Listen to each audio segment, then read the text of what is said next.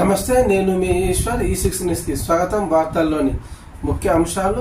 హైడ్రా ఇప్పటి వరకు గ్రేటర్లో చెరువులు, ఎఫ్టీఎల్ బఫర్ జోన్లలో అక్రమాలను కూల్చేస్తున్న హైడ్రా ఇప్పుడు నాలాలపై ఫోకస్ పెట్టింది.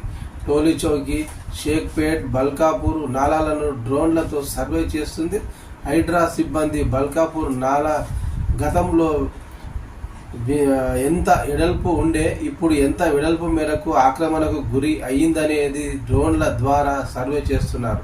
హైడ్రా అధికారులు ఇరిగేషన్ అధికారులతో కలిసి సర్వే చేస్తున్నారు. హైడ్రా అధికారులు గ్రేటర్ పరిధిలో 1000 కిలోమీటర్ల మేర వర్షపు నీటి కాల్వలుండగా మేజర్ కాల్వలు 398 కిలోమీటర్లు పైప్ లైన్లు, డ్రైనేజీలు ఉన్నాయి.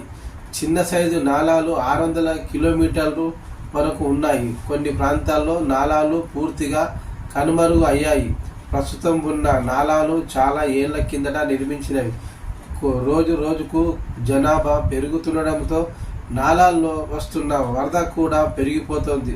మరోవైపు నాలాలు ఆక్రమిస్తుండడంతో వాటిని వెడల్పు చేసే అవకాశం లేకుండా పోతుంది. ఈ నేపథ్యంలో వరద ప్రవాహం పెరిగి కాలనీలు నీట మునుగుతున్నాయన్నారు అధికారులు.